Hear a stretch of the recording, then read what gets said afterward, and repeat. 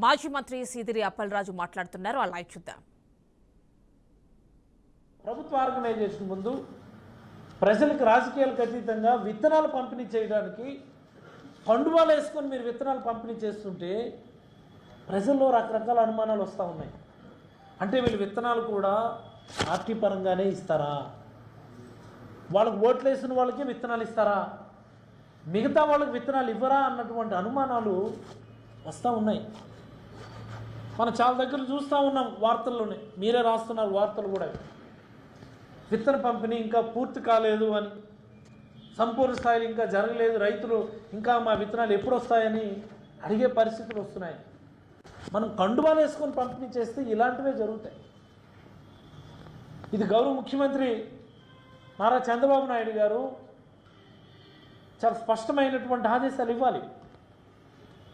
మీరు అనొచ్చు పార్టీ వ్యక్తుల్ని ప్రభుత్వంలో మేము భాగస్వామ్యం చేస్తాం, చేయండి, నో డౌట్, నో ప్రాబ్లం, ఎవరు దానికి ఇచ్చేయటంలా, మేము కూడా అలాగే చేయాలని కోరుకుంటున్నాను. కానీ కండువాలు వేసుకునే సంస్కృతి ప్రభుత్వ ఆర్గనైజేషన్స్లో గతంలో ఎక్కడా లేదు. ఇది ఒకసారి మీరు గమనించాలి. ఎక్కడెక్కడైనా గ్యాప్స్ ఉంటే, విత్తన పంపిణీకి సంబంధించిన గ్యాప్స్ ఉంటే దాన్ని ఫుల్ఫిల్ చేసి రైతులందరికీ కూడా న్యాయం చేయమని, ఏ పార్టీకి రైతు ఓటు వేసినా సరే కులం చూడకుండా, మతం చూడకుండా, రాజకీయం చూడకుండా, వర్గం చూడకుండా రైతులందరికీ కూడా సంపూర్ణంగా విత్తనాలు పంపిణీ చేయాలని, రైతు భరోసా పైన స్పష్టమైనటువంటి ప్రకటన ప్రభుత్వం చేయాలని వైఎస్ఆర్ కాంగ్రెస్ పార్టీ తరఫున ప్రభుత్వానికి విజ్ఞప్తి చేస్తున్నాం.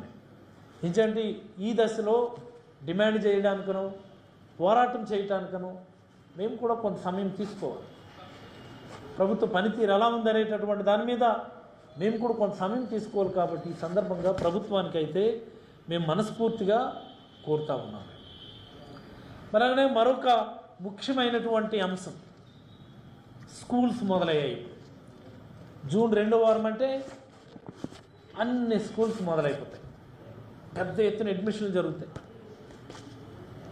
ప్రభుత్వ బడుల్లో సుమారుగా ఒక 34-35 లక్షల మంది పిల్లలు ఉన్నారు. అది ప్రైవేట్ బడుల్లో సుమారుగా 50 లక్షల మంది పిల్లలు ఉన్నారు. ఇంకా మా ప్రభుత్వంలో అదనంగా ఒక 4-5 లక్షల మంది ప్రైవేట్ బడుల నుంచి ప్రభుత్వ బడుల్లోకి వచ్చారు. ఇంకా 4-5 లక్షల మంది ప్రభుత్వ బడులకు వస్తే మన స్ట్రెంగ్త్ సుమారుగా ఓ 34-35 లక్షలు చేరింది. మనకి మిగతా వాళ్ళంతా ప్రైవేట్ బడుల్లోనే ఉన్నారు. జగన్మోహన్ రెడ్డి గారి హయాం మొదట్లో జనవరిలో ఇచ్చేవాళ్ళం అమ్మఒడి 15,000 చొప్పున. లాస్ట్ 2-3 సంవత్సరాలకు దాన్ని స్కూల్స్ మొదలయ్యే టైంకి అమ్మఒడి వేసేటటువంటి కార్యక్రమం చేశాం.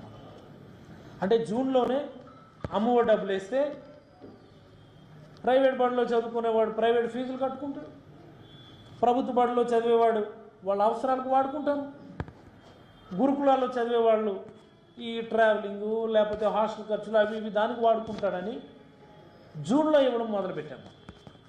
జూన్లో ఇవ్వటం వల్ల తల్లిదండ్రులందరికీ కూడా చాలా వెసులుబాటు ఉంటుంది. ముఖ్యంగా ప్రైవేట్ బడిలో చదివేటటువంటి తల్లిదండ్రులు ఎవరి దగ్గర చేయి చాచకుండా ప్రభుత్వమే నేరుగా పేరెంట్స్ అకౌంట్లో డబ్బులు వేస్తుంటే వాళ్ళు నేరుగా వెళ్ళి ఫీజులు కట్టుకొని వాళ్ళకి నచ్చిన బడులు నచ్చిన దగ్గర చదివించుకునేటటువంటి వెసులుబాటు ఇచ్చారు, 15,000 ఇచ్చి. కానీ అది చంద్రబాబు గారు 15,000 ఇస్తానన్నారు. ఎంతమంది అంటే అంతమందికి ఇస్తానన్నారు. సంతోషం. విద్యకి ఎంత ఖర్చు పెట్టినా తప్పులేదు.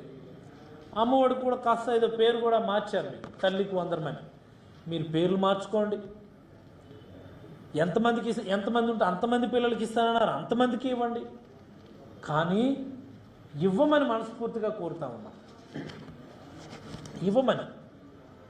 ఏవో రకరకాల వార్తలు వస్తున్నాయి.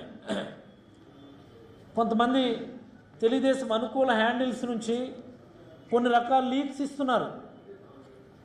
ప్రభుత్వ బడుల్లో చదివే వాళ్ళకి ఇవ్వండి, ప్రైవేట్ బడుల్లో చదివే వాళ్ళకి ఇవ్వద్దు, తద్వారా ప్రభుత్వ బడుల్లో స్ట్రెంగ్త్ పెరుగుతుంది, క్వాలిటీ పెరుగుతుంది అన్నటువంటి రకరకాల లీకులు ఇస్తున్నారు.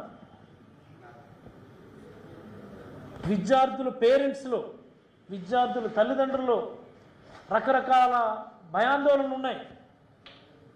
మాకు నిజంగా డబ్బులు వస్తాయా రావా? చంద్రబాబు గారు చెప్తే మేము ఓట్లు వేసాం కదా, ఎంతమంది పిల్లలు ఉంటే అంతమంది పిల్లలు డబ్బులు వేస్తానంటే మేము అందరం సంపూర్ణంగా ఓట్లు వేసాం కదా. మరి ఈరోజు ఏంటి ఈ రకమైనటువంటి లీక్స్ వస్తున్నాయి? మరి ఇప్పుడు పిల్లల్ని స్కూల్లో జాయిన్ చేయాలి కదా. పిల్లల్ని స్కూల్లో జాయిన్ చేయాలి అంటే ఫీజులు కట్టాలి. మళ్ళీ ఫీజులు కట్టాలంటే 5 సంవత్సరాల ముందున్న పద్ధతిలోకి వెళ్ళిపోతూ ఉన్నారు ఈరోజు పేరెంట్స్. ఎవడో ఒకరి దగ్గర చేబదులు డబ్బులు తీసుకోవడం, వడ్డీకి డబ్బులు తీసుకునే పరిస్థితిలోకి వెళ్ళిపోతూ ఉన్నారు.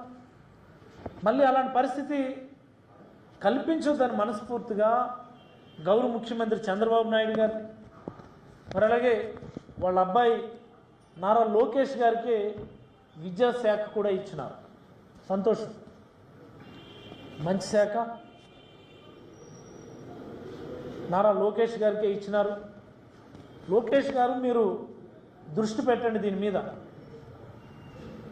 ఒక సాధారణ తల్లిదండ్రులు పిల్లల్ని చదివించుకోవటానికే ఎక్కువ మొత్తంలో అప్పులు చేయాల్సినటువంటి పరిస్థితులు ఉండేవి కదా. 1 ఆరోగ్యానికి, 2 పిల్లల చదువులకి అప్పులైపోయే పరిస్థితుల నుంచి పేరెంట్స్ అందరినీ కూడా జగన్మోహన్ రెడ్డి గారి సర్కార్ బయటకు తీసుకొచ్చింది. పిల్లల చదువుల కోసం ఎక్కడ మనం అప్పు చేయనక్కర్లేదు, ఆరోగ్యం కోసం ఎక్కడ రూపాయి అప్పు చేయనక్కర్లేదు అన్న పరిస్థితి తీసుకొచ్చారు. మళ్ళీ ఈరోజు ఈ అమ్మ ఒడి లేదా అమ్మకు వందనం అన్నటువంటి కార్యక్రమం మీరు ఎప్పుడు మొదలు పెడతారో, ఏ రూపంలో ఇస్తారో, ఎంతమందికి ఇస్తారో, ఎవరెవరికి ఇస్తారో అన్నటువంటిది తెలియక తల్లిదండ్రులు ఆందోళన చెందుతూ ఉన్నారు. మీరు దయచేసి దీనిపైన ఒక స్పష్టమైన ప్రకటన చేస్తే తల్లిదండ్రులు ఆందోళన తగ్గుతుంది.